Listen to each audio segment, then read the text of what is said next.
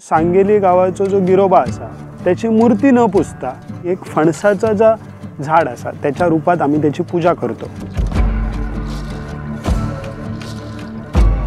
आणि दरवर्षी एक झाड ह्या होळीच्या दिवसा रातोरात त्याचो गिरोबा बनवून तो त्या ठिकाणी तो नियमात घातलं जातं।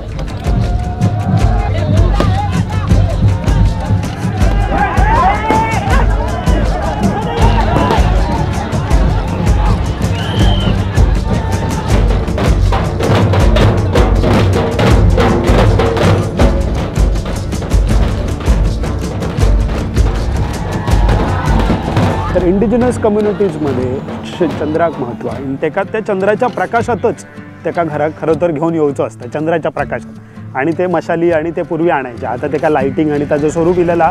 पण त्या खरा जो गिरोबा जो होतो माका जो काय जुनी लोक सांगतात की तो चंद्राच्या प्रकाशातच आणि त्या ह्याच्या मशालींच्या ज्योती आणि त्या ह्याच्यावरतीच तो गिरोबा घेऊन यायचे, अशी ती प्रथा होती।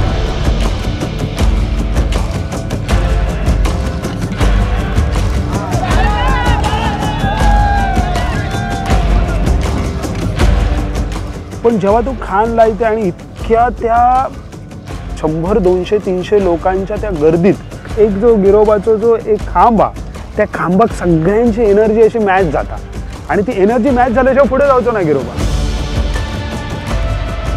तर ती वेव जी हा जो तरंग म्हणतो आम्ही, ती जशी ती जाता असो तो एक्सपिरियन्स आणि त्याच्यात तुमचं खान लागलो आणि तुमची सगळ्यांची एनर्जी मॅच झाली।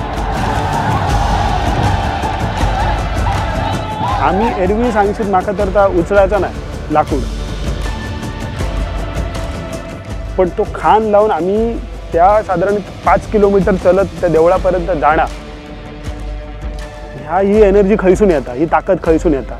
तर ही सगळी आध्यात्मिक एक स्पिरिच्युअल ताकद आहे। कोणत्याही कास्टचो माणूस त्या ठिकाणी येऊ शकतो, इव्हन बाहेरसून येलेले माणसं सुद्धा खान लायतात, कारण तो बंदच असा झाडाचो आणि तो जाता परत त्या धरणी मातेच्या कुशीत आणि तो जो गिरोबा उभं राहतो वर्षभर, त्याच्या पुढे कोण उच्च आणि कोण नीच ना।